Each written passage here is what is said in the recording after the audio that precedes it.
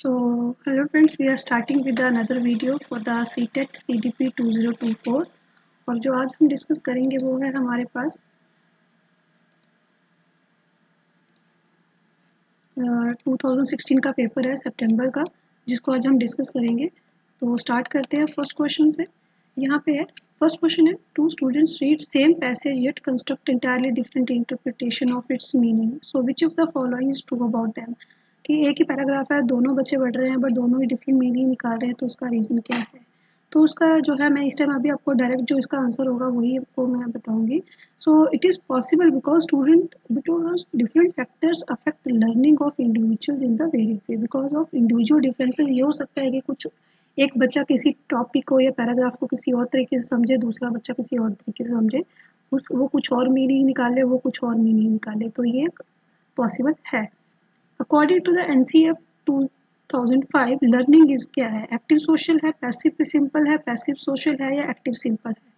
तो 2005 NCF के according learning जो है वो क्या है हमारे पास, एक्टिव एंड जो है सोशल है।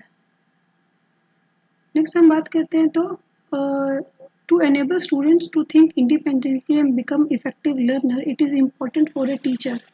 अब वो बात कर रहे हैं कि अगर हम बात करें यहाँ पे हमें बच्चे को मतलब बच्चा हर चीज़ को इंडिपेंडेंटली थिंक कर सके, इंडिपेंडेंटली अपनी चीज़ों को प्रेजेंट कर सके, उसके लिए हमें क्या काम करने की ज़रूरत है या हमें उस किस तरीके से बच्चे को पढ़ाना चाहिए, बच्चे को समझाना चाहिए कि वो अपनी चीज़ों को उस तरीके से प्रेजेंट कर सके। तो यहाँ पे जो इसका इम्पोर्टेंट है वो क्या है, तो to teach students how to monitor their own learning. This is the way that how we can help the student to become independent thinker and independent to make them think independent effective learner. Next अगर हम बात करते हैं question, if a teacher, so ये question इसका जो answer है वो ये है, विद्यार्थियों को स्वतंत्र रूप से चिंतित करने एवं तथा प्रभावी शिक्षार्थी बनाने में सक्षम करने हेतु शिक्षक के लिए क्या महत्वपूर्ण है। तो शिक्षक के लिए महत्वपूर्ण है कि विद्यार्थियों को ये सिखाना कि किस प्रकार अपने अधिगम का अनुवीक्षण करें वो। चलिए नेक्स्ट क्वेश्चन की बात करते हैं। तो if a teacher want her students to acquire problem solving skills, so if a teacher want her student to acquire problem solving skills, the student should be engaged in the activities that involve, so किस तरह की activities में बच्चे को involve करना चाहिए जिससे बच्चा जो है वो उसकी प्रॉब्लम सॉल्विंग स्किल्स जो है वो इंक्रीज हो। तो इसके लिए अगर हम बात करें यहाँ पे, तो structured worksheets containing multiple choice question, recall, memorize and comprehension, drill and practice, inquiring, reasoning and decision making। तो इस क्वेश्चन को यदि कोई शिक्षिका चाहे तो कोई शिक्षिका चाहे कि उसके विद्यार्थी समस्या समाधान कौशल को प्राप्त कर ले, तो विद्यार्थियों को ऐसे क्रियाकलापों में लगाना चाहिए जिनमें क्या होना चाहिए। तो देखिए अगर हम एक टीचर चाहते हैं कि उनके बच्चे को प्रॉब्लम सॉल्विंग स्किल्स जो है वो इंक्रीज हो, तो उन्हें हमें किस तरह की एक्टिविटीज़ के अंदर इन्वॉल्व करना चाहिए, यहाँ पे क्या हो, जो इसका ऑप्शन नंबर आएगा हमारा जो सही आंसर है वो आ जाएगा हमारे पास option number D, inquire, reasoning and decision making. इस तरह की एक्टिविटीज़ के अंदर अगर हम बच्चे को इंप्लीकेट करते हैं, उसको इन्वॉल्व करते हैं कि जहाँ पे इंक्वायर करना हो, रीजनिंग करनी हो, डिसीजन हो, पूछना, तर्क करना और निर्णय लेना, जैसी अगर गतिविधियों में हम बच्चे को इन्वॉल्व करते हैं तो बच्चा बहुत जल्दी सीखेगा। नेक्स्ट बात करते हैं knowing the concept of knowing conceptions that students bring to the classroom। कक्षा तक पहुंचने वाले बच्चों की बोली अवधारणाओं को जानना क्या हेल्प करता है या क्या कहलाता है। तो यहाँ पे देखिए अब इसकी अगर हम बात करें तो it puts down the teachers moral since it increases his work, it does not serve any purpose to the teacher and help the teacher to plan teaching more meaningfully, hamper the teacher's planning and teaching। तो देखिए ये जो अगर बच्चों के अगर कुछ बच्चों की जो बोली अवधारणाएं होती हैं अगर वो कक्षा तक आती हैं तो ये टीचर को किस तरीके से हेल्प करती हैं, तो ये टीचर को किस तरीके से हेल्प करती हैं। सो यह शिक्षक के हौसले को प्रस्तुत देती है क्योंकि उनका कार्यभार बढ़ जाता है, शिक्षक के किसी उद्देश्य की पूर्ति नहीं करता, शिक्षक के लिए अपने शिक्षण को अधिक सार्थक बनाने की योजना में ये सहायक होते हैं। तो ये क्या करते हैं, it help teachers to plan teaching more meaningfully. तो आंसर आ जाएगा ऑप्शन नंबर 3। तो ये हेल्प करते हैं टीचर को कि वो अपनी जो शिक्षण का है उसको अधिक सार्थक बनाने की योजना में ये सहायक होते हैं। नेक्स्ट क्वेश्चन है, which of the following factor affect learning. तो जो है वो लर्निंग को कौन से फैक्टर्स हैं वो अफेक्ट करते हैं, या अधिगम को कौन से तत्व हैं जो प्रभावित करते हैं। तो इसकी अगर हम बात करें तो यहाँ पे हमारे पास आ जाएगा जो कौन कौन से फैक्टर्स हैं जो अफेक्ट करेंगे, motivation of the learner, maturation of the learner, teaching strategies, physical and emotional health of the learner. तो अगर हम बात करें तो ये सारे के सारे तत्व जो हैं वो हमें हेल्प करते हैं या अफेक्ट करते हैं लर्निंग को, क्योंकि अगर बच्चे के अंदर मोटिवेशन है तो वो नहीं है, ये दोनों अफेक्ट करते हैं। बच्चे की परिपक्वता या मैच्योरेशन भी डिपेंड करती है कि बच्चा उस लेवल तक सीखने के है कि नहीं है। टीचिंग स्ट्रेटजीज हम क्या यूज़ कर रहे हैं वो भी डिपेंड करता है। बच्चे की फिजिकल और इमोशनल हेल्थ कैसी है वो भी डिपेंड करता है। तो आंसर आ जाएगा ऑप्शन नंबर 1। नेक्स्ट क्वेश्चन की बात करते हैं तो मीनिंगफुल लर्निंग इज। अब मीनिंगफुल लर्निंग की बात करें तो जो सार्थक अधिगम है वो क्या होगा। सार्थक अधिगम की बात करें तो मीनिंगफुल लर्निंग, देखिए अब इसमें अगर बात करते हैं कि pairing and association between stimulus and response, imitation of adult and more able peers, passive receiving of the given information, active creation of the knowledge structures from personal experience। अब बात करते हैं कि जो मीनिंगफुल लर्निंग क्या होगी। So active creation of knowledge structures from the personal experiences, कि बच्चा जो सीख रहा है उसको प्रैक्टिकली अपने निजी अनुभवों से ज्ञान की संरचनाओं का सक्रिय निर्माण जो है वो सार्थक अनुभव कहलाता है। नेक्स्ट हम बात करते हैं, which of the following is not one of the primary task of a teacher for effective student learning. विद्यार्थियों में प्रभावशाली अधिगम के लिए निम्नलिखित में से कौन सा शिक्षक के प्रारंभिक कार्यों में से नहीं है।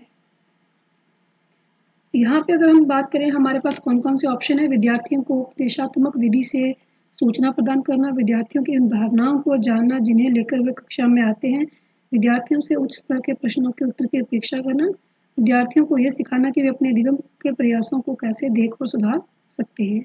सो teaching student how to monitor and improve their learning, transmitting information to students in a didactic manner, knowing the concept that students bring to the classroom requires student to respond higher order questions।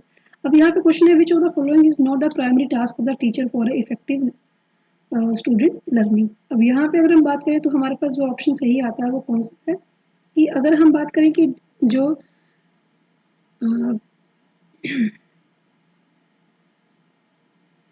विद्यार्थियों को उपदेशात्मक विधि से सूचना प्रदान करना जो है, this is not the primary task of the teacher for the effective student learning.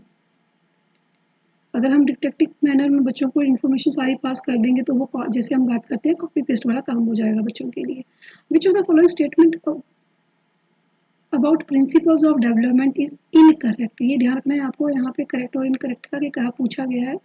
सो यहाँ पे इनकरेक्ट कौन सी स्टेटमेंट है, development is a quantitative process which can be measured precisely.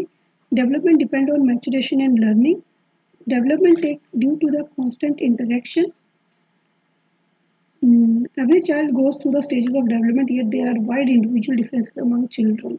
अब वो बात कर रहे हैं कि यहाँ पे कौन सी स्टेटमेंट क्या है, इनकरेक्ट। तो हाँ, यहाँ पे जो इनकरेक्ट स्टेटमेंट ये क्यों है कि डेवलपमेंट जो है, तो यहाँ बात करते हैं विकास परिपक्व और अधिगम पर आधारित होता है। विकास वंशानुगत और वातावरण के बीच सतत अनंत क्रिया होती है। बच्चा प्रत्येक विकास के चरण से गुजरता है, फिर भी व्यक्तित्व व्यवहारिक बहुत होती है। विकास एक वर्णनात्मक प्रक्रिया है जिसका ठीक ठीक मापन हो सकता है। बट हम बात करते हैं कि हमें पता है जो डेवलपमेंट है उसको हम मापन उसका नहीं कर सकते हैं, हम सिर्फ उसको एक तरह से जो है उसकी मेजरमेंट या नहीं हो सकती, सिर्फ असेसमेंट हो सकती है, मेजरमेंट नहीं हो सकती है। तो यहाँ पे ऑप्शन नंबर जो इसकी इनकरेक्ट आ जाएगी वो है ऑप्शन नंबर 4, विकास एक परिणात्मक प्रक्रिया है जिसका ठीक ठीक मापन हो सकता है। नेक्स्ट क्वेश्चन है question number 10, the unique interaction of and can result in different paths and outcomes of the development, the unique interactions of which. अगर यहाँ पे बात करते हैं यूनिक इंटरेक्शन किसकी, चैलेंजेस लिमिटेशन की, हेरिटेज इन्वायरमेंट की, स्टेबिलिटी चेंजेस की, एक्सप्लोरेशन एंड न्यूट्रिशन की। तो यहाँ पे अगर हम बात करें तो विशिष्ट अनंत क्रिया का परिणाम विकास के विविध मार्गों और निष्कर्षों के रूप में हो सकता है। चुनौतियां, सीमाएं, वंशानुक्रम, पर्यावरण, स्थिरता, परिवर्तन, खोज एंड पोषण। तो यहाँ पे हम बात करते हैं अगर, तो हमारे पास जो क्वेश्चन है क्वेश्चन नंबर 10, तो इसका जो हमारे पास आंसर आएगा किस किस की इंटरेक्शन के बीच में, अगर वो तो डेवलपमेंट आउट मतलब जो है वो प्रॉपर होती है। तो हम बात करते हैं, हमें पता है हेरिटेज एंड इन्वायरमेंट की बात है यहाँ पे। तो हेरिटेज एंड इन्वायरमेंट की अगर इंटरेक्शन है उससे जो डेवलपमेंट की बहुत सारी हमें चीज़ें पता चलती हैं। Which of the following is true of school and socialization. तो यहाँ पूछा गया है कि स्कूल और सोशलाइजेशन के रिलेटेड कौन सी यहाँ पे स्टेटमेंट करेक्ट है। अब यहाँ पे अगर हम बात करें तो school is an important agent of socialization. School does not play any role in socialization. School play very little role in socialization. School is the first agent of socialization. और देखिए यहाँ पे अगर हम बात करें तो हमारे पास इम्पोर्टेंट है, ठीक है, ये भी ठीक है और ये ऑप्शन भी ठीक है। सॉरी ये नहीं, हमारे पास school is the first primary agent of socialization, school is an important agent of socialization. अभी देखिए यहाँ पे कंफ्यूजन ये होगा कि आप देखेंगे कि यहाँ पे इम्पॉर्टेंट है, दूसरा लिखा हुआ है फर्स्ट प्राइमरी एजेंट है सोशलाइजेशन का। तो हमें क्या देखना है, क्योंकि हम बात करें तो फर्स्ट प्राइमरी एजेंट सोशलाइजेशन का ये नहीं होता है, क्योंकि बच्चा स्कूल जाने से पहले फैमिली के साथ रहता है तो वहाँ पे वो सोशलाइजेशन सीखता है। तो it is an school is an important agent of the socialization. तो इसका जो सही आंसर होगा वो हमारे पास आंसर होगा यहाँ पे, school is an important agent of socialization. चलिए नेक्स्ट बात कर लेते हैं, हमारे पास नेक्स्ट है which of the following statement is correct about the Jean पियाजे थ्योरी ऑफ कॉग्निटिव डेवलपमेंट। तो जीन पियाजे की थ्योरी थी जो कॉग्निटिव डेवलपमेंट की, जो स्टेटमेंट इसमें से कौन सी करेक्ट है अबाउट द जीन पियाजे थ्योरी। यहाँ पे आ गया क्वेश्चन नंबर 12 हमारा। तो जो जीन पियाजे की थ्योरी है उसके according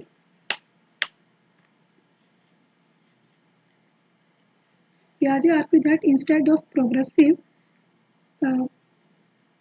through the stages cognitive development is continuous. यहाँ पे पूछा गया उन्होंने करेक्ट स्टेटमेंट।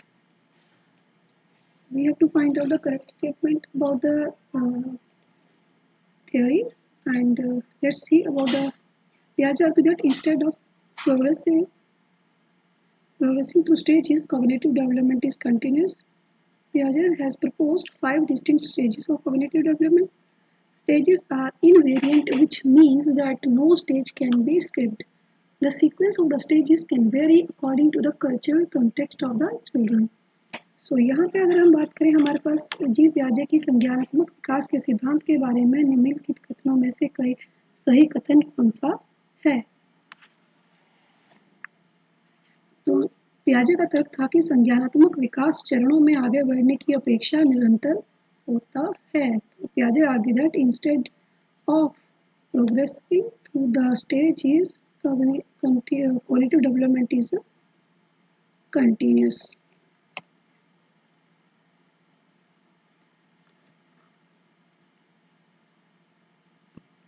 सॉरी इसमें ये जो था इसमें इसका फर्स्ट सेकंड ऑप्शन था, हाँ, जो इसका सही आंसर है वो ये नहीं है। जो इसका सही आंसर है वो ये है कि हमारे पास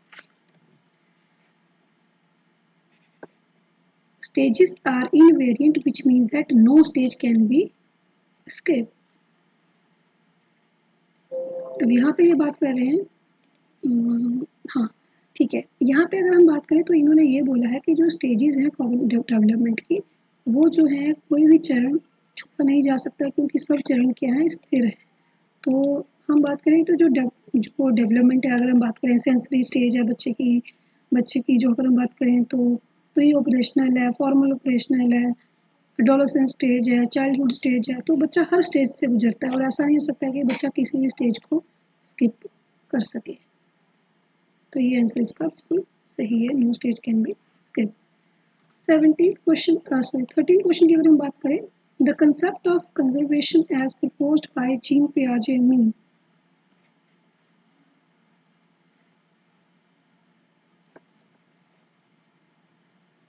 अब यहाँ पे अगर हम बात करें तो यहाँ पे क्या, it is important to protect wild life and forest. Certain physical properties remain the same even when outward appearance changes. One can arrive at correct conclusion by systematically testing the hypothesis. Taking the perspective of others into consideration is an important cognitive ability.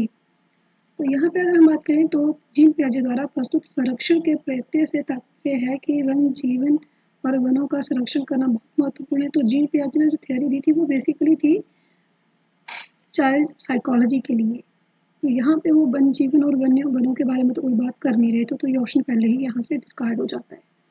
कुछ भौतिक गुण धर्म वही रहते हैं चाहे वो बाहरी आक्रियाँ बदल जाएं। ठीक है, और यहाँ पे नेक्स्ट क्वेश्चन जो है, नेक्स्ट जो इसका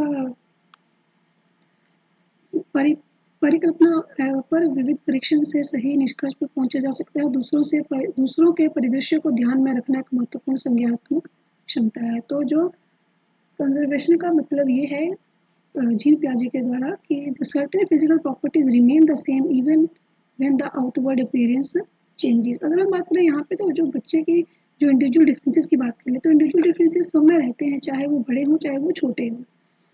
match the following is in the light of Howard Gardner's theory of multiple intelligence। और मल्टीपल इंटेलिजेंस की जो थ्योरी थी हार्वर्ड गार्डनर की, तो उन्होंने क्या क्या है, musical, linguistic, interpersonal and special. तो जो यहाँ पे हमें देखना है कि उन्होंने कौन किसके साथ यहाँ पे मैच होता है। ओके, यहाँ पे अगर हम देखें तो हमारे पास म्यूजिकल, अब म्यूजिकल जो है वो कहाँ जाएगी, देखिए यहाँ पे वायलिनिस्ट है तो म्यूजिकल के साथ जा सकती है। लिंग्विस्टिक है तो यहाँ पे लिंग्विस्टिक जा सकता है हमारा, जिसको भाषा का ज्ञान होगा तो वो पोइट बन सकता है। उसके बाद अगर हम बात करें इंटरपर्सनल की, तो जो इंटरपर्सनल है वो क्या हो जाएगा, यहाँ पे देखिए इंटरपर्सनल की बात करते हैं तो इंटरपर्सनल ना एथलीट बनेगा ना स्कल्पचर बनेगा, वो थेरेपिस्ट हो सकता है कि चाहे वो हमारे पास वो फिजिकल थेरेपी हो या मेंटल थेरेपिस्ट हो, कॉग्निटिव बिहेवियर थेरेपिस्ट हो, तो वो इंटरपर्सनल स्किल्स वाला। अगर हम बात करें स्पेशल की, तो वो स्पेशल वाला एक्टिविटीज़ वाला केस में जा सकता है हमारे पास स्कल्पचर्स में।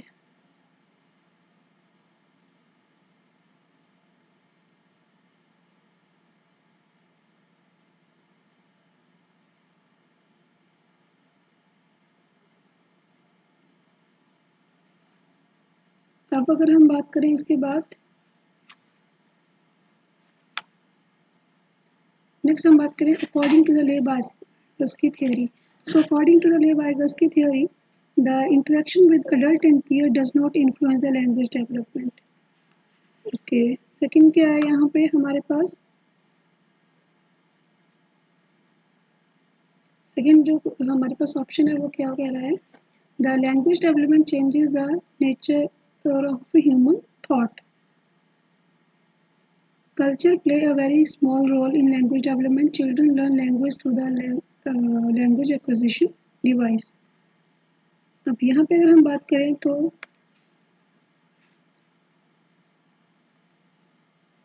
अकॉर्डिंग टू द ले-बायगस्की क्या कहते हैं कि जो है वो उसका लैंग्वेज का ह्यूमन के जो बिहेवियर है या उसके थॉट प्रोसेस है उसके ऊपर क्या फर्क पड़ता है या उसके ऊपर कैसे वो इफेक्ट करती है। तो यहाँ पे अगर हम देखें तो हमारे पास जो हमारे पास सही आंसर आएगा इसमें क्या आएगा कि language development changes the nature of human thoughts. Next question है हमारे पास, Lawrence कॉलवर्थ theory of moral reasoning has been criticized on the several counts. Which of the following statement is correct in context of this criticism? Lawrence कॉलवर्थ की जो theory थी moral reasoning की, उसको बहुत सारा उसको आलोचनाएं जो हैं वो मिली हैं। तो वो कह रहे हैं कि विच ऑफ द मतलब कौन सी ऐसी स्टेटमेंट है जो उसके क्रिटिसिज्म के अगेंस्ट है, क्रिटिसिज्म के साथ है। तो वहाँ पे उन्होंने बोला है कि Kohlberg has not given typical response to each stage of the moral development. Kohlberg has duplicate Piaget's method for arriving at its theoretical framework.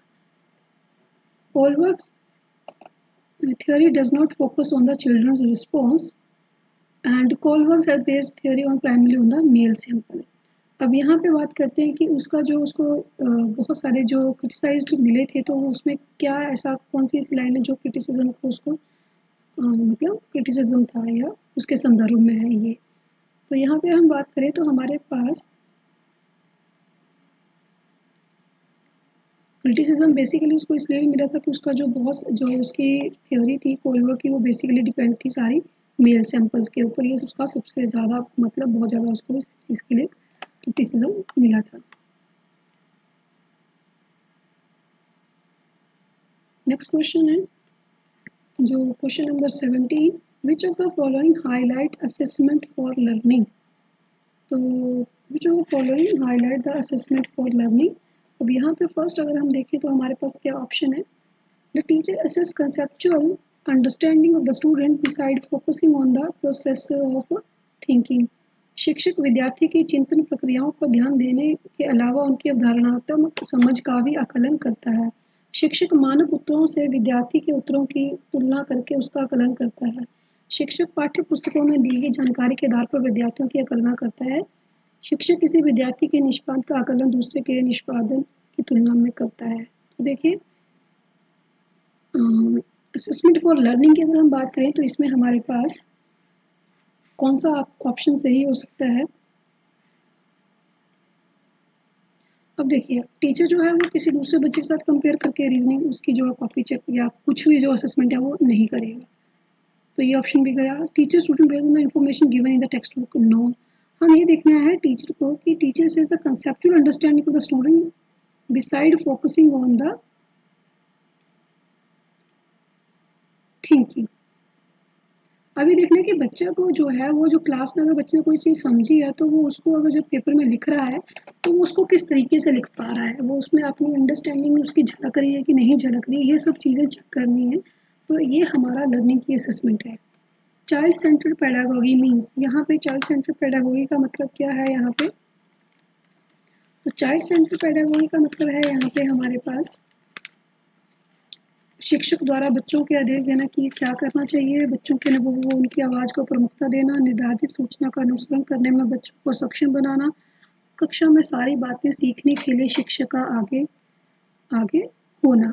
अब देखिए यहाँ पे हम बोले चाइल्ड सेंटर पेडागोगी का मतलब क्या है हमारे पास, तो हम क्या कह सकते हैं, basically it is a teacher dictate the children to what should to be done, no, giving the primacy to the children's experience and their voice। तो बच्चों के लिए बच्चे को हमेशा आगे रखना क्या है, चाइल्ड सेंटर्ड पेडागोगी। नेक्स्ट है which of the following statement describe the पियाजे and Vygotsky's point of view on language and thoughts correctly. अब यहाँ अगर हम देखें हमारे पास तो जो पियाजे थे और वाइगोस्की थे उनके जो मतलब उनकी जो कंसेप्ट क्लैरिटी है, उनकी जो बात है उसको हम कैसे यहाँ पे प्रेजेंट कर सकते हैं या उनका बीच में क्या कोरिलेशन है। तो यहाँ पे हम देखें तो हमारे पास क्या क्या ऑप्शन है। According to Vygotsky thoughts emerge first, according to the Piaget language has a profound effect on thoughts, according to Piaget thoughts emerge first, according to Vygotsky language has a profound effect on the thoughts, both view thoughts as emerging from the child's language, both view languages as emerging from the child's thought।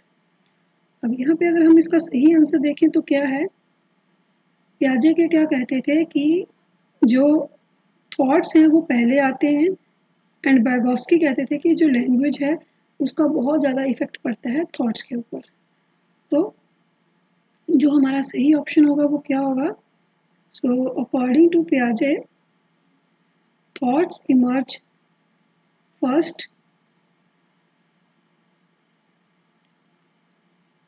And according to Vygotsky, language has a profound effect on the thoughts. मतलब पिचाजे के अनुसार विचार पहले जन्म लेता है और Vygotsky के अनुसार भाषा का विचार पर भारी प्रभाव पड़ता है। नेक्स्ट क्वेश्चन है, watching her grand daughter arguing with his father for going on a school trip, the grandmother says, will why can't you be obedient like a good girl? Who will marry you if you behave like a boy? This statement reflects which of the following? Gender constituency, लिंग समरूपता, लड़कियों और लड़कों के स्वभाव के बारे में रूढ़िवाद अवधारणा, लड़की के लिंग की गलत पहचानना, बच्चों के लालन पोषण में परिवार की कठिनाइयाँ। तो देखिए यहाँ से आप क्वेश्चन बुक को बहुत इजीली आप आंसर कर सकते हो। जो आपका क्वेश्चन नंबर है 20, अब देखिए इसका आंसर क्या हो सकता है आपके पास कि जो जेंडर स्टीरियोटाइप, देखिए यहाँ पे वो दिख रहा है gender stereotype about the attribution of the girls and boys. Next question की बात करते हैं, question number 21, which of the following statement about the assessment are correct? Which of the following statements about the assessment are correct? तो यहाँ पे हम बात करें इसकी, तो यहाँ पे असेसमेंट के लेकर हमारा कौन सा पॉइंट है जो करेक्ट स्टेटमेंट है जो सही है? Assessment should help students to see their strengths and gaps and help the teacher to fine tune her teaching accordingly. Assessment is meaningful only if the comparative evaluation of students are made. Assessment should assess only the main memory, not the understanding of the application. Assessment cannot be purposeful if it does not include fear and anxiety. तो देखिए ये हमें बच्चों की सिर्फ memory को करना है, मतलब असेस करना या मेजर करना या उसको चेक करना तो गलत है। नेक्स्ट हम बात करते हैं, तो उन्होंने उद्देश्यपूर्ण नहीं सोचा जब तक उसके बिहेवियर चिंता का संचार न हो। तो ये कोई टीचिंग नहीं है या कोई ये मतलब असेसमेंट नहीं होनी चाहिए ये वाली। तो देखिए जो असेसमेंट है उसका सिर्फ मेन पर्पज़ ये होता है कि टीचर को हेल्प करना कि बच्चे की अंडरस्टैंड जो टॉपिक है या कोई भी चीज़ बच्चा समझ रहा है तो उसकी कहाँ पे अंडरस्टैंडिंग में, कहाँ से पे समझ में उसको गैप आ रहा है, कहाँ उसको हेल्प चाहिए, और टीचर अपनी जो टीचिंग स्ट्रैटेजीज है उनको उसके अकॉर्डिंगली प्लान कर सके। नेक्स्ट क्वेश्चन की बात करते हैं, according to the right of education act 2009, according to the right of education 2009, children with special need should study where? कहाँ पे जो है वो स्पेशल एजुकेशन नीड के जो बच्चे हैं उनको कहाँ पे पढ़ना चाहिए? तो हमारे पास हमें पता है कि अगर हम स्पेशल एजुकेशन की बात करते हैं तो स्पेशल एजुकेशन के लिए हमें बच्चों को कहाँ पढ़ाना है? हमें स्पेशल एजुकेशन के साथ अगर हम बात करें तो हमारे पास कंसेप्ट है इंक्लूसिव एजुकेशन का। तो यहाँ से आप डायरेक्ट आंसर निकाल सकते हो, समावेशी शिक्षा व्यवस्था में इस प्रावधान के साथ उनकी व्यक्तिगत आवश्यकताओं की पूर्ति की जा सके। In inclusive education sector where provision for there to cater their individual needs. Next question है an effective, question 23, an effective teacher in a classroom where students come from diverse backgrounds would push students from deprived background to work hard so that they can match up their peers, focus on their cultural knowledge to address individual differences among the group, and next है ignore cultural knowledge and treat all his students in a uniform manner. Fourth है create a group of students with those from the same economical background and put them together. अब as a teacher हमारा role क्या है as a effective teaching in classroom? Cater individual differences. तो हमें क्या करना है, फोकस किस पे करना है? Focus on the cultural knowledge to address individual differences among the groups.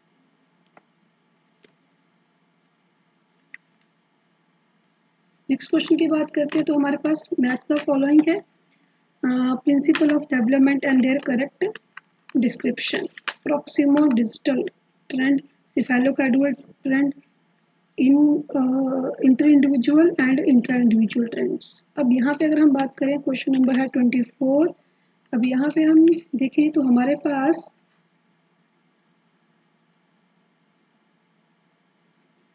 Proximo digital, proximo digital का मतलब क्या होता है, हमारे पास कहाँ से कहाँ जाता है,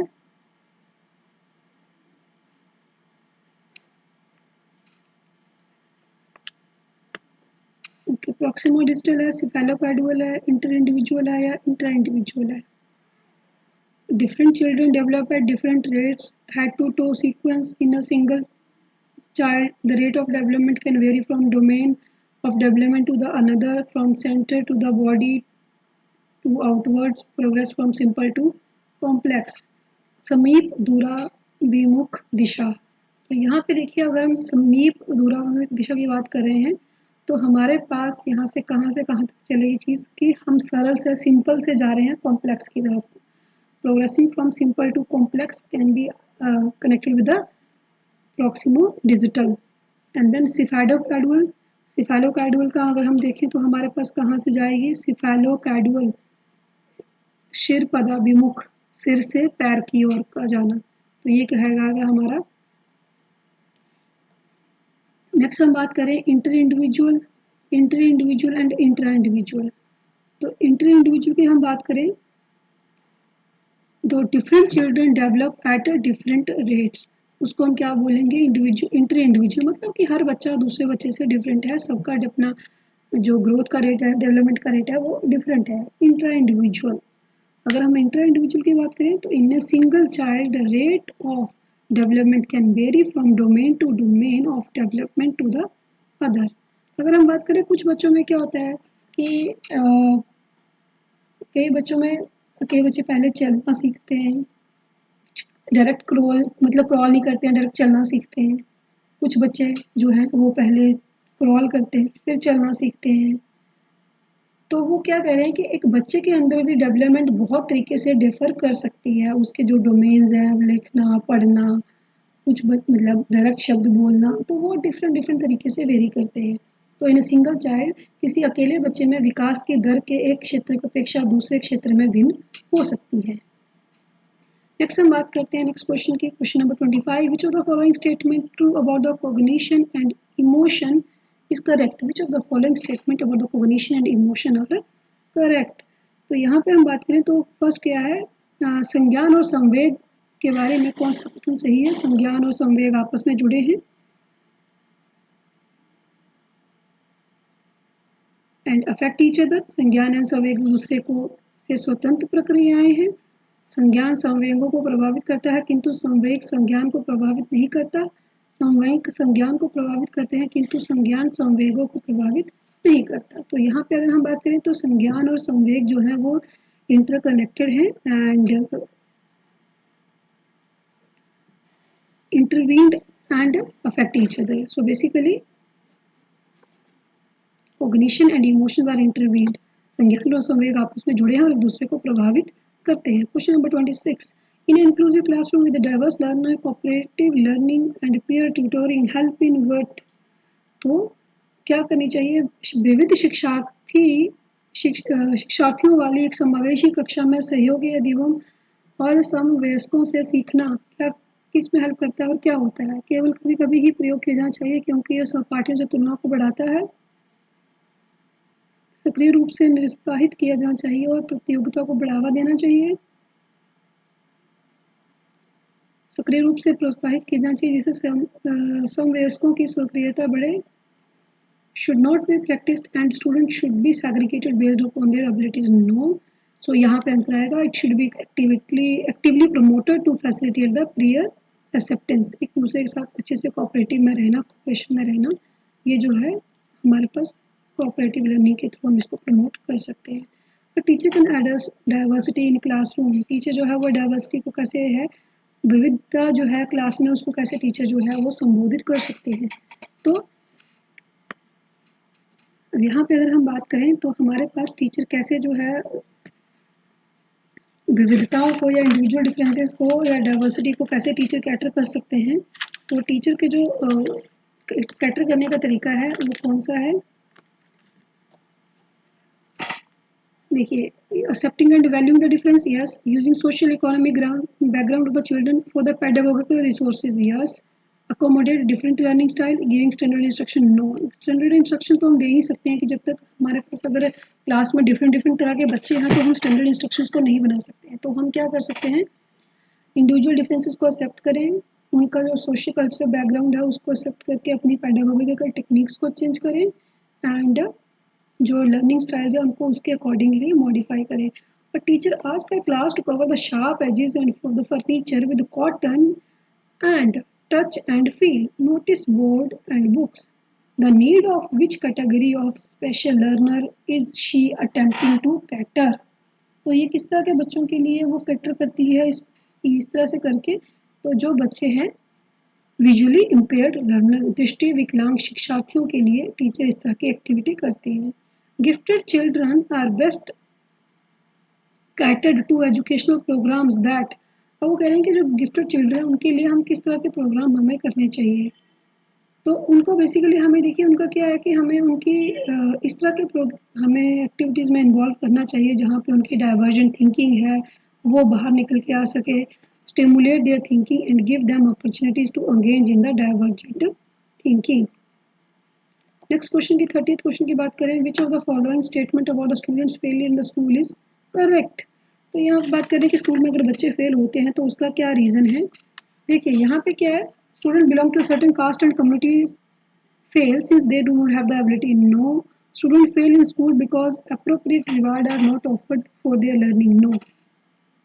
Students fail because teaching is not done in a way that can be meaningful to them. Simple सी बात है, अगर बच्चा फेल हो रहा है तो इट मीन्स कि वो जो टीचर पढ़ा रहा है या जो टीचिंग का मेथड है वो बच्चे के अकॉर्डिंग नहीं है, जो टीचिंग करवाई जा रही है वो बच्चे के लिए मीनिंगफुल नहीं है। Student fail because school system does not cater the individual differences और इंडिविजुअल नीड्स एंड इंटरेस्ट। बच्चा इसलिए फेल हो रहा है क्योंकि सिस्टम जो है वो बच्चों के नीड्स के अकॉर्डिंग नहीं जो है इंस्ट्रक्शंस तैयार की गई हैं, बल्कि सिर्फ जो है किसी और फैक्टर को ध्यान में रखे तैयार की गई है। तो जब तक हम बच्चे के इंडिविजुअल डिफरेंसेस को और जो है टीचिंग मेथड्स को नहीं बच्चे के अकॉर्डिंग प्लान करेंगे तब तक हम इंडिविजुअल डिफरेंसेस को या जो है डाइवर्सिटी को जो है बच्चे अगर फेल हो रहे हैं तो उसको हम कैटर नहीं कर सकते। Thank you. नेक्स्ट वीडियो में हम डिस्कस करेंगे जो CDB पार्ट है 2017 का पेपर, उसको हम डिस्कस करेंगे। Thank you very much.